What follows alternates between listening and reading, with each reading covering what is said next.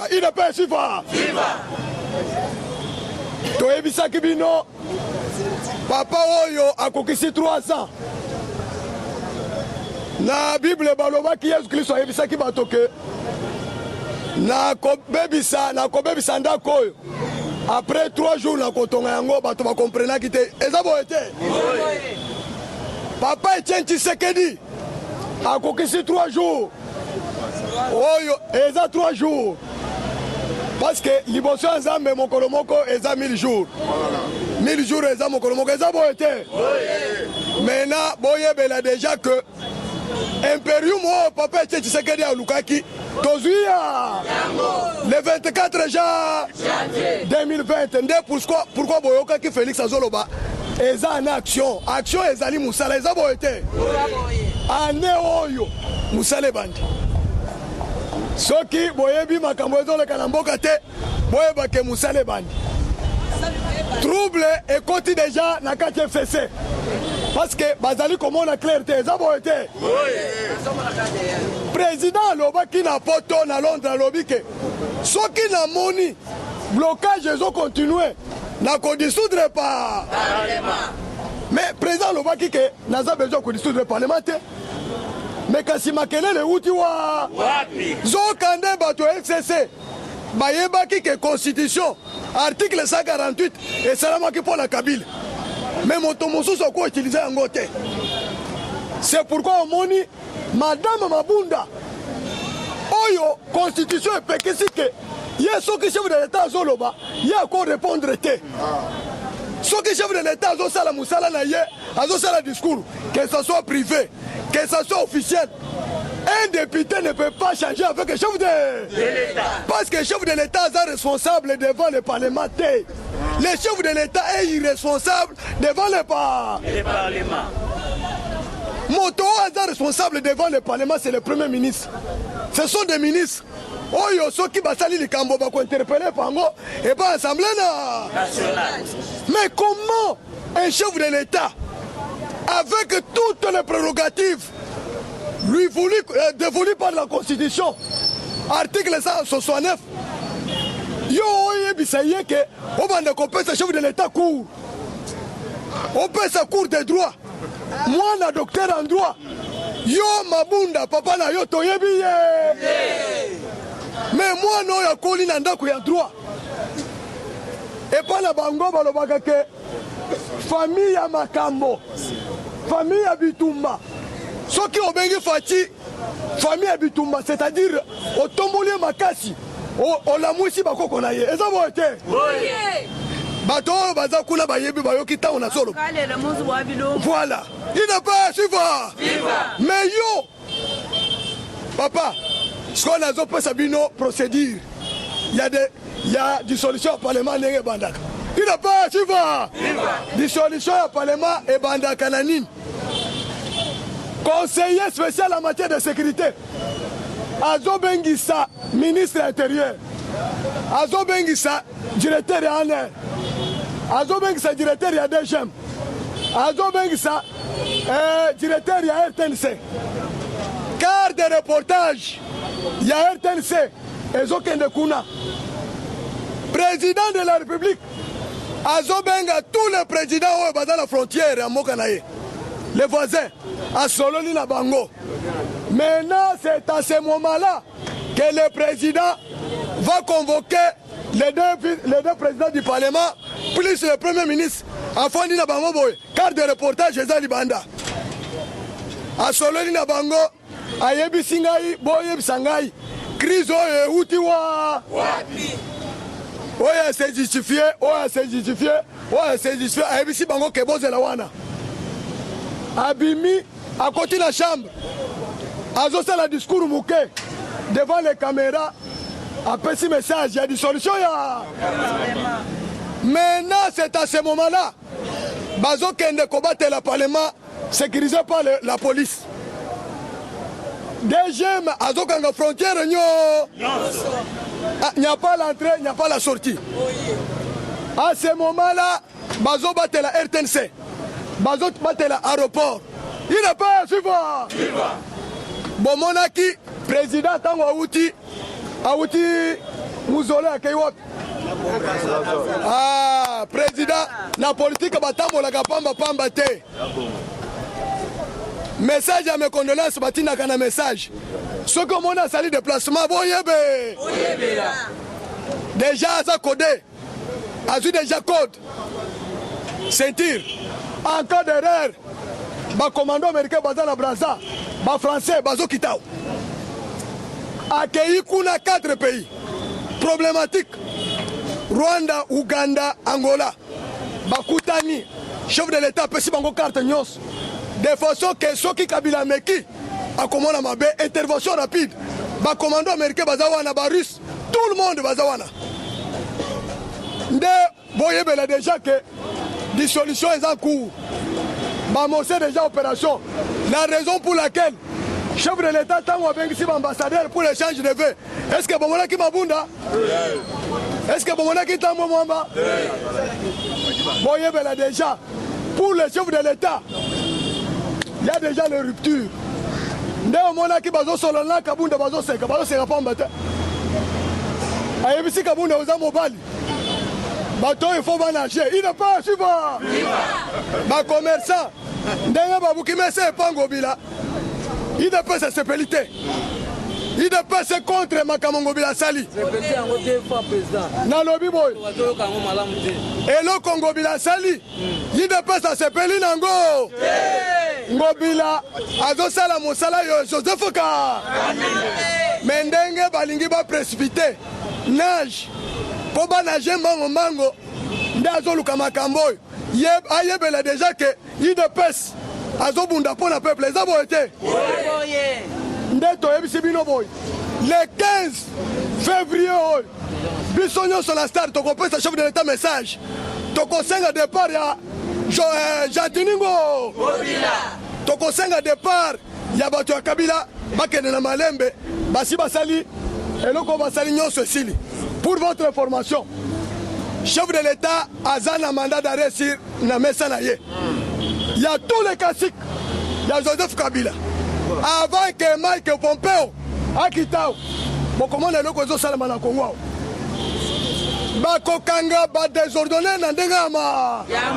Ce qu'il faut comprendre que Fati est devenu le magistrat suprême et le commandant suprême des forces armées congolaises. Un rebelle, ba généraux mi balé ba mi pesi lobby parce que moto peli déjà.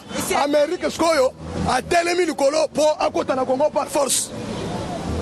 Pour Alexa, Batonio so bazaba rebelle, des généraux, na 299 miliciens se rendre lobby na massif. C'est-à-dire, général Azolobake, Nazamba moto peli, Baboumi 104 personnes dans moins de 3 jours. C'est-à-dire, Bamindele va comprendre te. Bato bazoboma bato baza bato ya kabi. Il n'est pas suivant. Tokobanga te. Tokobanga tokobangisa. Kabila kosala biso eloko lisusu. Soki balobi atia. Biso toza l'expérience. Tosala ki na opposition 37 ans. Toyebi tru nyonso ya kokima na Congo. Ba kokima lisusu te. Na stade de martyr. Peuple parce que tu sais que des amalais. Félix alobi boy. Azoke ne star skoyo ayoka peuple. Ayoki bato FCC nenge ba interpréter article 148. Mais skoyo alingi ayoka peuple a interprété article 148. Skoyo to komona ke parce que tu sais que dans lobby que ngai je suis au pouvoir non pas par la volonté d'un individu. C'est pas la volonté de Dieu et le peuple congolais. La voix du peuple c'est la voix de maintenant à Sengi Azoluka. Peuple skoyo ayebisa na stade que mariage wana toboya ayebisa bato FCC que omoni bato babumi mariage na bino c'est un peuple congolais directement à Kiti le matin au Ezolanda a dissoudre pas parce qu'il a suivi le travail pour l'intérêt du peuple. Il n'est pas suivant ndeyango tozobisa ba commerçant bato nyonso va soutenir l'action et la chef de l'État. Ils ont été. Mais il y a un combattant. Jean-Marc Kabound, Félix a tenu un affront. Parce que Félix a le pouvoir. À présent, à quoi utiliser ma menace c'était atikeli yango Jean-Marc Kabunda mais bakombata bozobundisa Kabunda c'est-à-dire bozobundisa Félix te nde yango toyebisi bino boye boya ebele na stade bosoutenir UDPS soki botonir UDPS tokolonga bitumba eza boye te Kabila azokontrole lisusu arme te azokontrole la police te même des gens makambo nyonso ekomi nakomi na maboko ya chef de maintenant occasion peuple bapesi bino yango ata oza moto ya lamuka ata ozala moto ya wapi biso nyonso nsima ya chef de l'état wana azoya parce que UDPS akoti réunion alobi te makambo ya un ministre azowute pa chef de l'état akeye pa chef de l'état mosusu Kabila na kinga kati kosala boye toboyi ya nde yango makambo ezali awa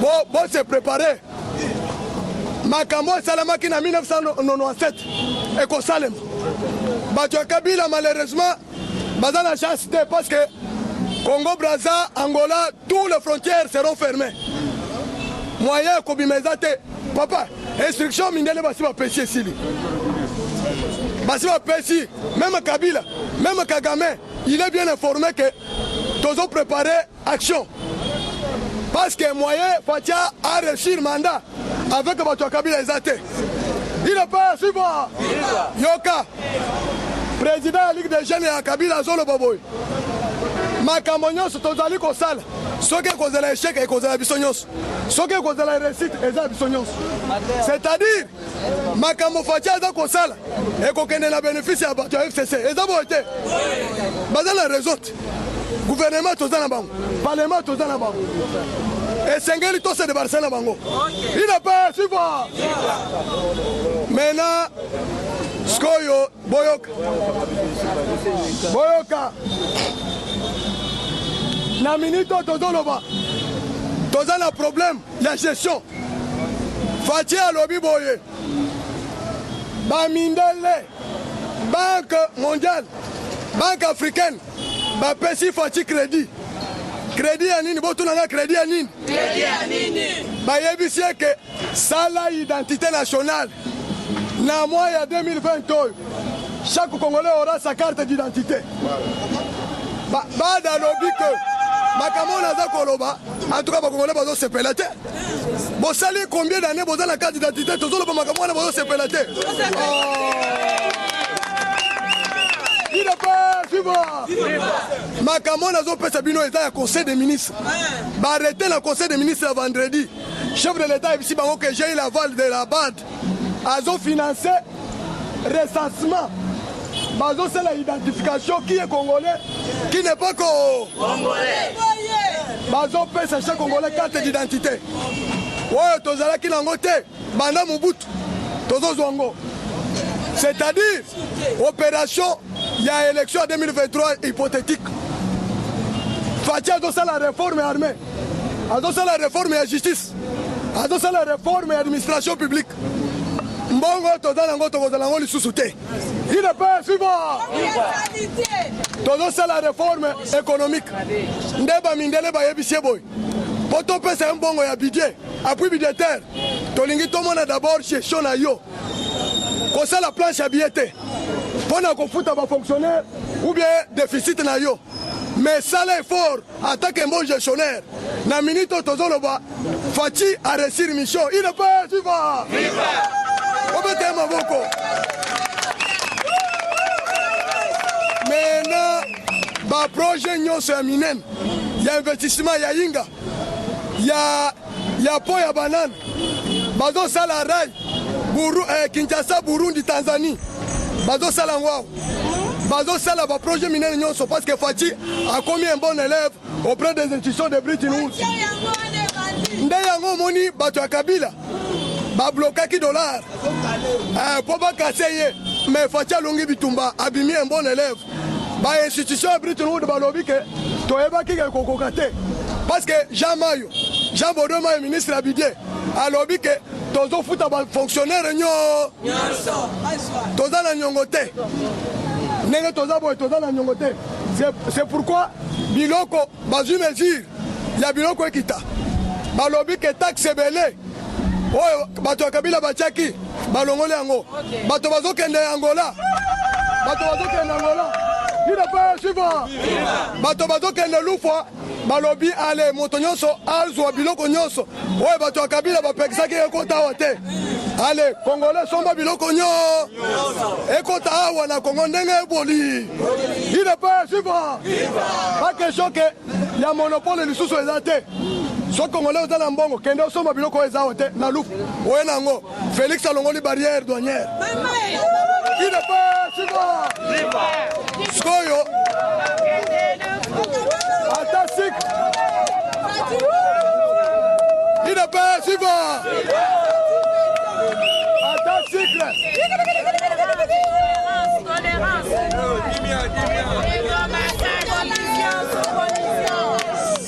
IDPS viva! IDPS viva! C'est-à-dire balobi boy makambo nazali kolobawa ezali makambo euti na ndako na réseau société eza makambo euti na conseil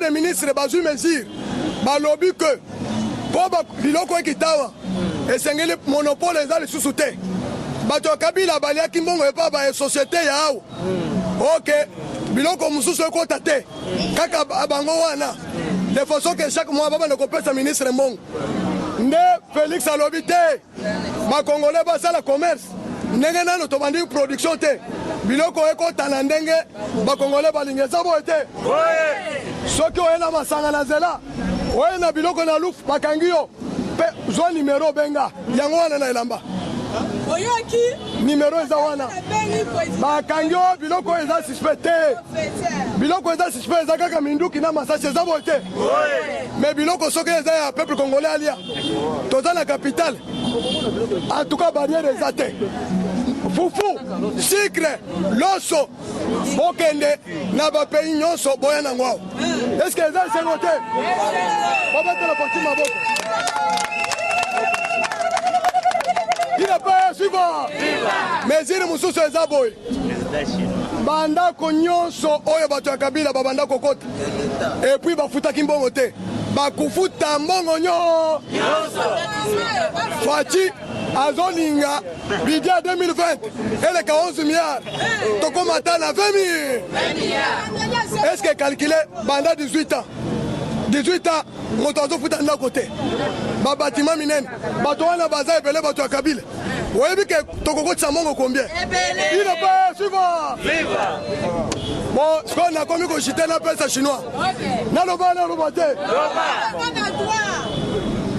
boyoka botika débat bokosala débat après awa boyeba boye likambo monene oyo toza nango oyo ememi makambo nyonso eza arrestation ya Albert Yuma tango bakangi Albert Yuma Shadari a révolté que na ko paralyser tout un pays bapesi ordre Shadari aza na résidence surveillée Kolongo Congo te il ne peut suivre skoyo Dan Clerc oyo jif oyo batelaka usine société nyonso ya Kabila oyo azogere yango wana alobi ke ngai nazoya kodefendre akomi awa bayebisi ye okozonga lisusu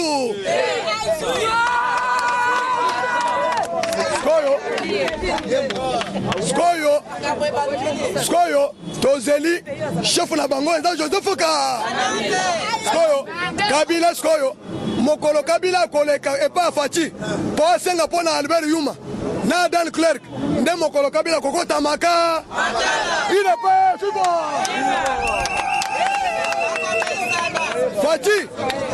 Fachi ake sous commission il ne peut suivre Fachi ake kotala ebembe ya papa na ye lobi sko na retour aye na kanda azokanisa skoyo ndenge papa na ye atiki na koro na maboko ndenge bato ya Kabila basakanaki na biso après accord liwa Etienne Tshisekedi skoyo Fachi alati sko nzoto ya vengeance il ne peut suivre Eshima, votre magazine qui bat au rythme de l'actualité. Une réponse à vos besoins en information, un éclairage dans divers domaines. Impartial, documenté, instructif. Eshima au cœur de l'info. Retrouvez la nouvelle édition Exclusivité. Sakumbi Molendo, le réformiste qui vient stopper l'hémorragie, suspension des fonctionnaires peu intègre, numérisation des titres fonciers et climat de confiance avec les collaborateurs, le nouveau gestionnaire des terres congolaises fixe les nouvelles règles de jeu. Focus, Lambert Mindi, Omalanga, le souverainisme comme un dogme. Redressement délaissé, Tomaluaka Losenjola, l'homme de la situation.